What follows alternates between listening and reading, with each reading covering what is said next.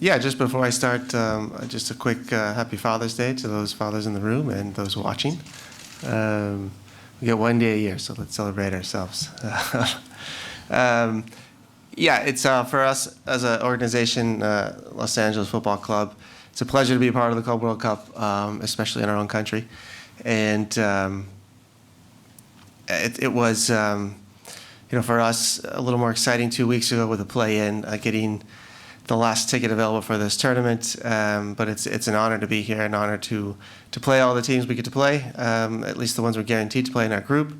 And I think for us as an organization and us as a league, it's really important that this isn't just something we're here for the experience. We want to maximize our potential, maximize the success that will be possible. What exactly that will be, I'll tell you in about 10 days. You can start right here.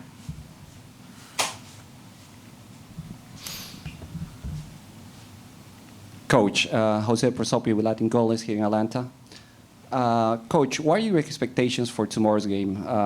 Seems the hardest team on the group. What are your expectations? No, I expected an excellent opponent, a confident opponent who's come off of a pretty good season and a trophy at a European competition. And so it's a team full of talent and individual players, but also with a clear idea how to play. And we'll have our hands full for sure, but as always, we'll have our solutions. And it's really important, I think, for our group tomorrow to come into the game well and have a good start to the game. We'll go right here in the front row. Ben Jacobs from TalkSport in the UK. Can you just talk a little bit about the unique challenge of that playoff last minute in the context of this tournament? $9.5 million at stake. You win it, you then suddenly have to leave LA and play your games where Lyon were originally scheduled to take place. How, of course, exciting, but also challenging has this whirlwind experience been? Yeah, I think exciting certainly outweighs the challenges. The challenges are more or less there, but very welcomed. This is, like I said in my opening statement, it's a pleasure to be here, and we don't see it as challenge or obstacles. It's just it's a huge opportunity for us. The match itself, we treated it as a final, and it felt very much like a final in the stadium. Half the stadium was yellow, probably a little more. The other half in black, and it was an amazing atmosphere at BMO, both on and off the field. I think both teams gave it their all. It was an intense match, certainly a match that had more intensity than any MLS match I've ever seen, and so it was quite competitive. I think it gave our players a taste of what's coming their way tomorrow, and furthermore in the rest of our group. And so it was a good preparation, certainly for this tournament. And to have it all kind of unfold in 2 weeks, and prior to that match, I think we'd heard about a month in advance that's maybe on the table, maybe not. And so it's been quite exciting for our club, but now to be here in our 8th year of existence is pretty special, and I think it speaks volume about how we work at LAFC. Right there, yep. Hi, Coach. Andrew Dillon from the Sun newspaper in London.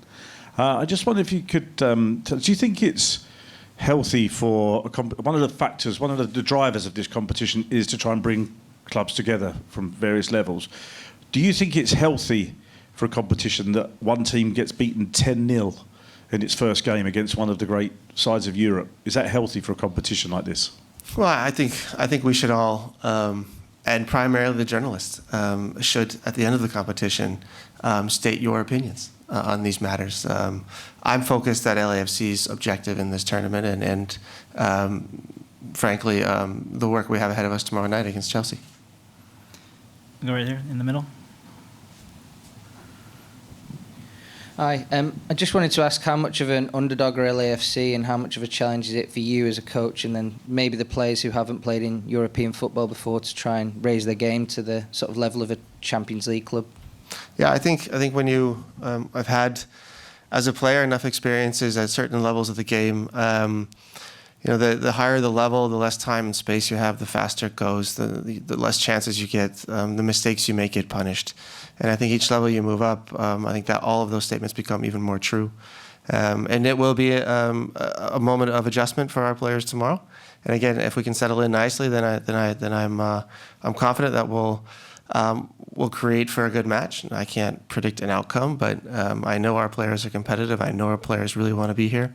And I know our players want to show well. And we are prepared for this. But yes, of course, you can look through all the facts, the payrolls, the names of the jerseys, the roster sizes. I think it's very clear who the underdog is and who the favorite is. But we feel fine with that and we're comfortable with that.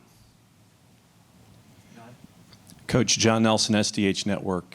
You got to practice and get acclimated to things here in the East Coast down in Macon, an hour and a half away, 2 hours away over on the Mercer campus. What was it like kind of getting away from all of the larger cities and being able to just kind of be by yourselves and help grow the game there in addition to prep for Chelsea?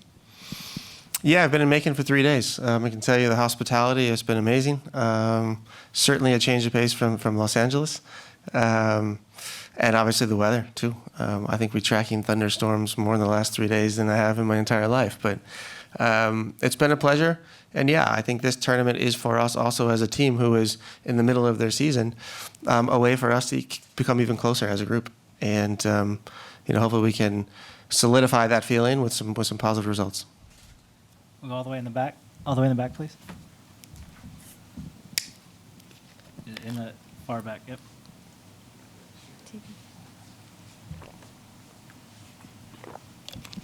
Thank you.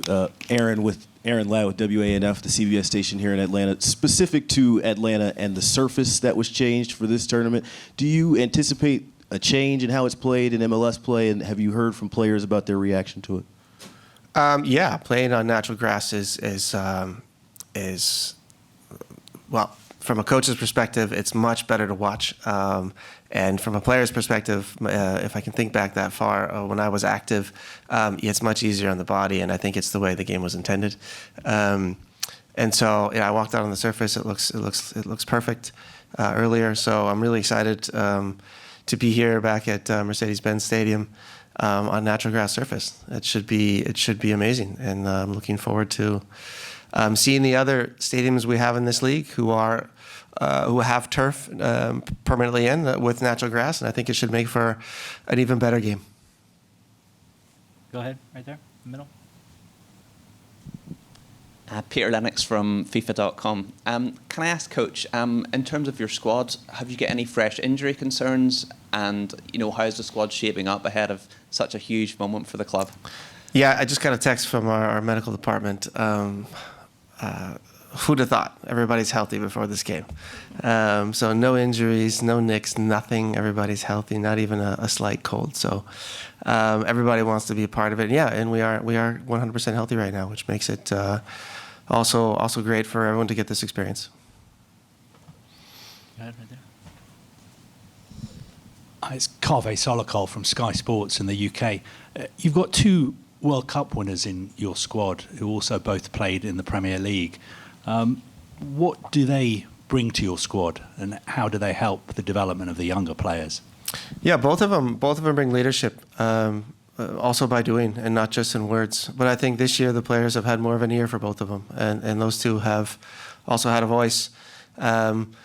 Describing speed of play, describing how certain teams, more specifically Chelsea, plays, the players they have, what to look out for. And so, yeah, both have an important role, not just on the field for us with their abilities, first and foremost, but secondly, as leaders and experienced players to pass those on to the next generation.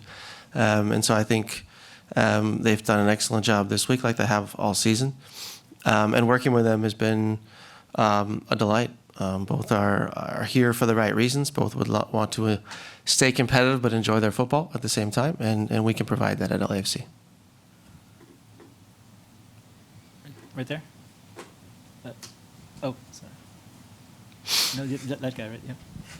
Hi, Jacob Steinberg from The Guardian. Chelsea have had a long, hard season in Premier League and in Europe. They've had players away on international duty. Do you hope that they're maybe just feeling a bit of fatigue, and there's suggestions that some of the players might prefer to be on holiday than here? Do you hope that those things might maybe play into your hand, work for you?